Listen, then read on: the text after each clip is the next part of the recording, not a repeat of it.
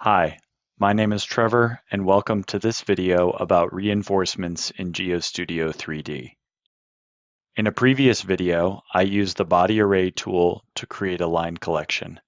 Now I will show you how to use that line collection as reinforcements. First, I need to define my reinforcement parameters. So I go to Define Reinforcements and click Add.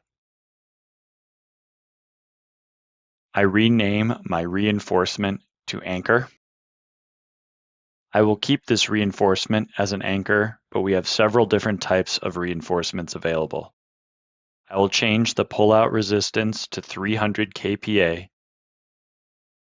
with a reduction factor of 1.5.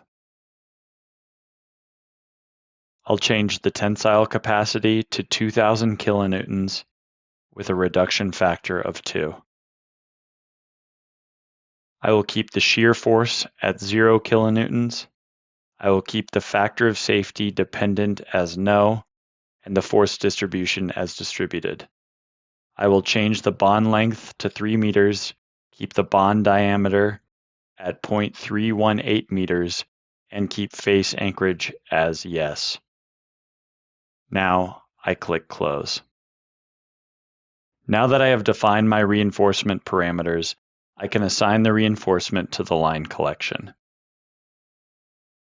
I can either right-click and click Convert to Reinforcement Lines, or select the line collection in the Geometry Explorer and click Convert to Reinforcement Lines in the toolbar. Under Associations, Reinforcement, I will select Anchor. And under Grouping, I will click New Group and rename this to Anchor Reinforcement Group. And click OK.